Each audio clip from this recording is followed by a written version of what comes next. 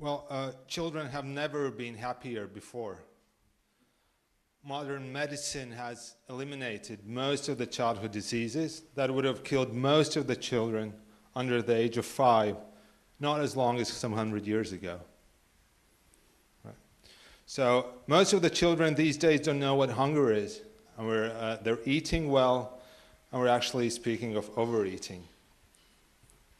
We're fastening their seatbelts when they're driving a car, and we're not really making them to go to work until they reach the age of 18, or more likely 20, 25, 30-ish, something, it's likely. So, and we're not plying them with gin just to make them sleep, and we're not hitting them and not yelling at them. So life in general has never been so good for children.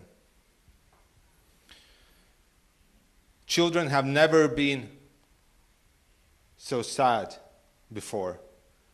If we walk into any classroom, any school, and look at the class, 1 in 4 children there would have a diagnosable mental health issue, such as depression, anxiety, something else. Just a few weeks ago, the center I work at, we conducted a survey. We asked more than 13,000 children all across the country, so that's a huge survey. More than half of them reported feeling unhappy. Around 48% said that they suffer from headaches every day or every other day. 48% said they don't get enough sleep, and around 35% of children say they are scared or very frightened to go to school. So if we look at the statistics, children have never been so unwell before. So what's happening?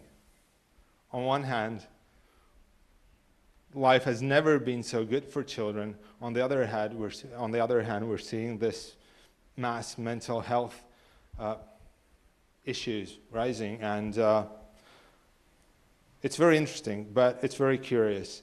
But the short answer is that unfortunately, we just don't know. And that's the short answer. Well, my specialty is psychopathology, which basically is a scientific discipline looking at the causes and possible treatments of mental health issues. Now, if we talk about the causes, I know there are a lot of psychologists here, but I can give you a very brief summary of all the psychological research that's been done probably over the last 30 or maybe 50 years regarding the causes of mental health difficulties for children. So to put it very short, pretty much anything can cause pretty much everything. And that's what we know so far.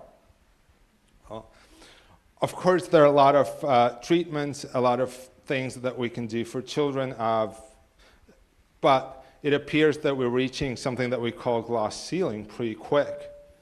It is around 40%-ish something, but it appears that no matter what we do, no matter what sort of psychological services we introduce in the country, no matter how many specialists we have, the mental health issues that we're seeing in general population of children, they're just not feeling any happier. The effectiveness rate is around 40%, more or less, just regarding what we do, either it's psychopharmacological or psychological help, or no help at all, or some sort of form of support. It appears that we can help around 40%, and that's pretty much it. Now, there is this group of young people, of adolescents, that appears that are quite hard to reach with the help that we have right now. And I'll give you a very brief example of one of my clients, and this obviously has been anonymized. But there is this young person, age 19, who's been quite addicted to smoking marijuana. And we all know that you can't really get addicted to smoking marijuana, but actually you can. So this guy really is addicted. So he's been smoking for 2 years, more or less, every day. So he's starting to come to therapy. And those of you who worked with young people who are quite addicted to some form of substance will know that it's very tough work. And it appears that it's not going anywhere. It's very slow. So this guy is something that we would call failure to launch. He hasn't really launched into the adult life, a very popular problem right now. So it feels very slow. It feels very tense, and nothing is happening. And that's what I think, nothing is happening. That's what this person thinks, nothing is happening. That's what parents think, nothing is happening. I'm telling them, well, look, we're not getting anywhere. 3 months, 6 months, nothing's happening, nothing's changing. And they say, well, it's okay, because the only day that he doesn't smoke until 3 o'clock in the afternoon is when he has therapy. So, well, it's fine with me. Well, but anyways, what would be the treatments, or from what we have right now, that we could offer to this young person who is not responding to anything of what we have really at our disposal right now? The story continues. It continues with the use of something that's the theme of today's conference, with the experience of psychedelics. I will not tell you any further, but I think that today we'll hear probably stories of how something like that can be introduced in the mental health care and the promises that it brings. Well, but thanks a lot for the opportunity to be here. So.